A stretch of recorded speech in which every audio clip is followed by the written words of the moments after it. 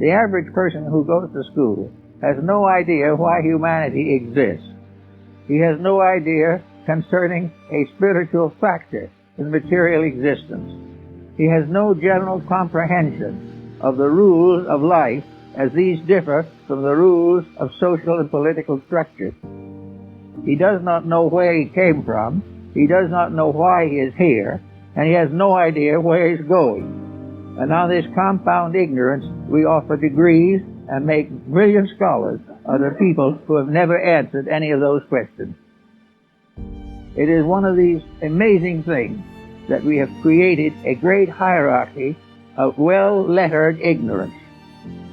We have made everything subservient not to wisdom, but to the passing advantages of the hour. We're in exactly this position politically today. Everything you need to know is this. Truly, this. Whatever options are available to you at any given moment, choose the one that contains more excitement than any other, even if it's just a little bit more. Act on it to the best of your ability, taking it as far as you can until you can take it no further. Do this with integrity. Do this with absolutely no assumption, no insistence on what the outcome ought to be or how it should look or how you should get there whatsoever.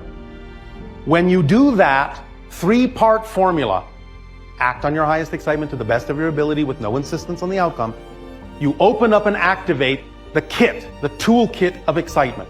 The toolkit contains everything you need to be supported in life in whatever form it needs to come in, the driving engine that moves you through life, the organizing principle of synchronicity that allows you to do what you need to do when you need to do it in perfect timing, in perfect order. It becomes the path of least resistance that allows you to flow through your life effortlessly. It becomes the path that connects you to all other expressions of your excitement, even if they don't look like they're connected on the surface. It's the excitement that tells you that they are. And it becomes the reflective mirror that reveals to you anything within your consciousness that might be out of alignment with that excitement, so that you can identify those definitions that don't work for you and let them go and add their energy to your excitement and continue to expand. And then any circumstance whatsoever, any situation whatsoever that arises from those actions, no matter how it looks, if you give it a positive meaning, you will only get a positive and beneficial effect, regardless of how the situation may have originated, regardless of anyone else's opinion or experience in that situation. That's it. That's all you need to know. Now, many people on your planet choose to complicate things beyond that and make them more difficult, but they don't have to. If they do, then that's their process. But it all comes down to understanding that what you believe to be true, what you define to be true, is how you experience your reality. And that your beliefs generate your feelings, your thoughts, and your behaviors.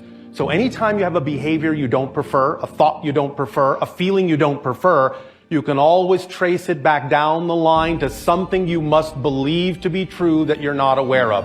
Find out what that belief and definition is.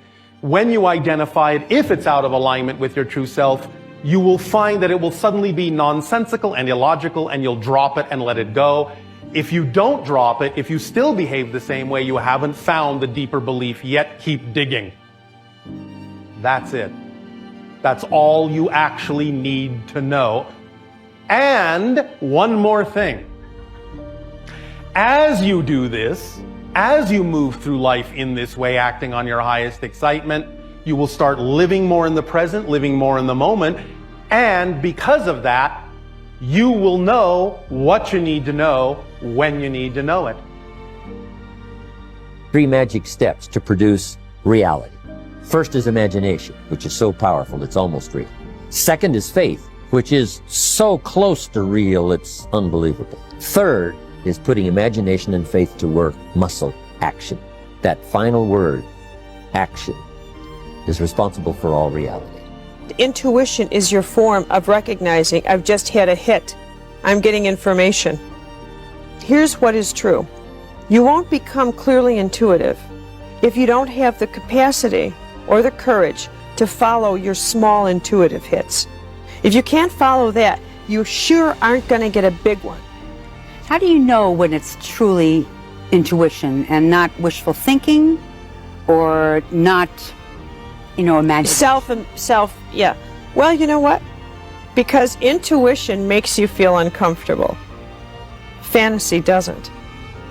Oh, wow. Now you got to say that again. Intuition makes you feel uncomfortable. Fantasy doesn't. It's that kind of funky feeling. And somehow or other, with clear intuition, comes a package of courage that you don't get with fantasy. It's like a little battery that gets plugged into your solar plexus, gets plugged into your gut. And it begins to boom, boom, boom, boom, throb constantly. It's relentless. And it gets louder at night.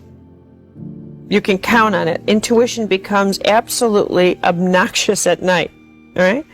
Until you start doing something about it. And when you start following it, then you begin to experience the phenomenon of synchronicity. Whereas, if it's a manufactured fantasy, you don't get that kind of help. You absolutely don't get that kind of help. You get closed doors. Yeah, you get closed doors, or, people are reminded to forgive and let go. When people are holding on to grudges or can't think kindly of somebody, think of how many times you're reminded, will you get on with it and let this go? Now, what intuition generally does is it's a form of guidance for tomorrow and for today, to make the right choices today so that your tomorrow plays out the way it should. You can't get a clear intuitive hit because you're unable to act on it. You enter fog. You enter chaos. And it's a healing chaos. It's a protective chaos because you're not able to move forward anyway until you let go of the past. So all your intuition will be telling you is, let go of the past, because without doing that, I cannot give you a clear choice about tomorrow because you don't have the energy nor the focus to act on it. When you get an intuitive hunch, and usually intuitive hunches will direct you to take the most outrageous path in your life, take it. In our continuing search for knowledge and understanding, there is another major discipline that will help us to capture the information around us so that our future will be better than the past: keeping a personal journal. A journal is a gathering place for all of our observations and discoveries about life.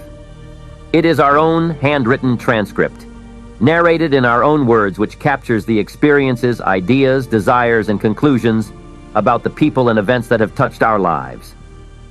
A journal provides us with two remarkable benefits. First, it allows us to capture all aspects of the present moment for future review. The events that take place in our lives, experiences that we live and learn from, should not just happen. They should be captured so that their lessons can be invested in the future. The past, when properly documented, is one of the best guides for making good decisions today that will lead to a better tomorrow. While it is true that every event is recorded in the brain, we cannot always access the specifics surrounding those events at will. Often the details can become blurred or distorted over time. We may remember the outcome, but we may have forgotten the exact sequence of events or the decisions that were made. Without accurate information to enhance our recall of the past, we run the risk of repeating many of the same errors over and over again. Without a journal, those special moments, those milestones of emotion and experience, will be blown by the winds of our own forgetfulness into a deep corner of the mind where their value will become lost forever. The emotion of that special moment, unless captured in a journal, will soon fade. We may recall the event, but we will have lost the emotion. The second benefit of keeping a journal is that the very act of writing about our lives helps us to think more objectively about our actions. Writing tends to slow down the flow of information. As we pause to gather our thoughts about an event we are trying to capture on paper, we have time to ponder and to analyze the experience. We begin to see more clearly the sources of our information, the facts on which we based our decisions, and the action we are taking in response to our beliefs. In other words, it is not just the event, but also our personal philosophy that comes under intense scrutiny in the process of capturing our lives on paper. And it is this intense scrutiny that enables us to make refinements to our philosophy that are truly life-changing. The discipline of keeping a journal also develops our ability to communicate more effectively. The more we practice capturing events and emotions with words, the more clearly we are able to communicate not only our ideas, but also the inherent value that exists within us. It is an interesting fact that when President Kennedy was assassinated, the personal journals of some of the country's most influential leaders captured the events of that sad day.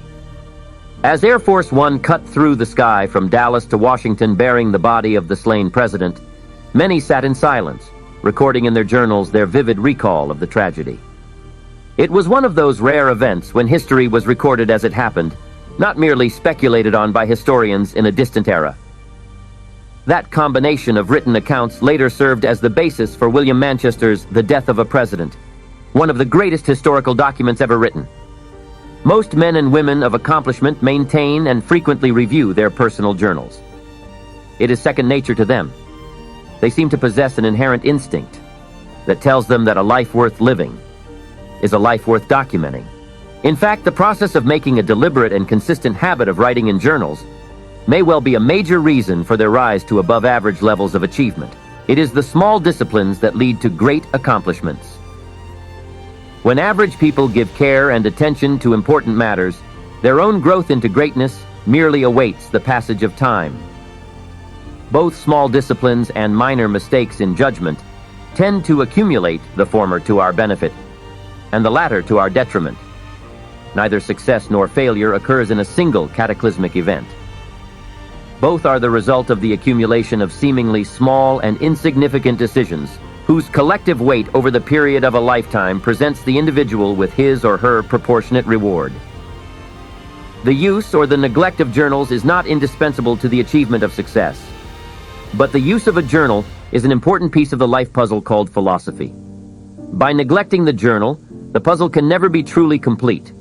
Surely our lives are worth more than a birth certificate, a gravestone, and $500,000 in consumed goods and services compressed between those major milestones in our lives. Journals are the tools that enable us to document the details of the failure as well as the progress of our existence, and in the process, allows us to become more than we otherwise might have been. We are rapidly becoming a nation of passive intellects. The continued neglect of our reading and our writing skills is leading to increasingly undisciplined thinking habits. If we doubt this, we need only to look at how many of our loved ones are turning to drugs, how many of our citizens are involved in violent or white-collar crimes, and how many of our children are dropping out of school. Poor thinking habits, poor values, poor decisions, and if this trend remains unchecked, we could soon decline to the level of a third-rate power. We cannot become a stronger nation until our attention to the essentials of life begins to change.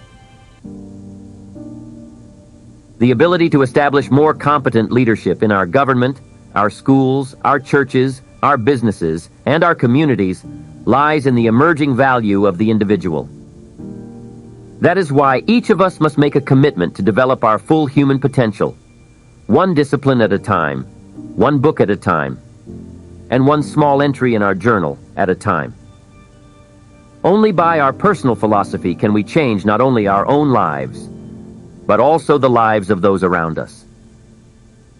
Whenever a new idea comes our way, we subconsciously place this idea on our mental scales and weigh it to determine what level of action we need to take on the idea. Those ideas that measure high on our scale receive immediate attention. Those that measure low on our scale receive only minimal or infrequent notice. Whatever level of action we determine to be correct will ultimately be decided by our philosophy. If we have failed to gather adequate knowledge, or if we have failed to refine or add to the knowledge we possess, then a significant number of our decisions may move us away from success rather than toward it. If we are inclined to spend major time on minor things, or even major money on minor things, then it is essential for us to take a closer look at our decision-making process. The world is filled with those whose decisions are destined to destroy their chances for success. Those who do not operate from a sound philosophy often do that which they should have left undone and leave undone that which they should have done. They fail to set goals and establish priorities. they vacillate between one decision and another. They sense that they should be doing something, but lack the discipline to convert this awareness into action. Every day is filled with dozens of personal crossroads, moments when we are called upon to make a decision regarding minor as well as major questions. It is important to remember that each and every one of the choices we make during these moments of decision charts a path leading to some future destination. Just as the sum total of our past decisions has led us to our current circumstances, the decisions we make today will lead us to the rewards or the regrets of the future. Choices, decisions, selections. Each provides us with an opportunity to determine the quality of our future. And each demands that we prepare in advance for the decision that is to be made. In those moments of choice, it is the knowledge we have acquired and the philosophy we have developed from this knowledge that will either serve us or destroy us. That is why we must be found constantly preparing for the unanticipated confrontation with important choices. Only through careful mental preparation can we consistently make wise choices. What we think determines what we believe. What we believe influences what we choose. What we choose defines what we are, and what we are attracts what we have. If we are not happy with where our past decisions have led us, then the place to start is with our current thinking process. As we add new knowledge, we will begin to refine our philosophy. As our beliefs change, so too will our choices. And from better choices come better results. The development of a sound philosophy prepares us for making sound decisions. Like the architect, we must learn to see in our minds the result we wish to achieve, and then go to work on building a solid foundation to support this vision.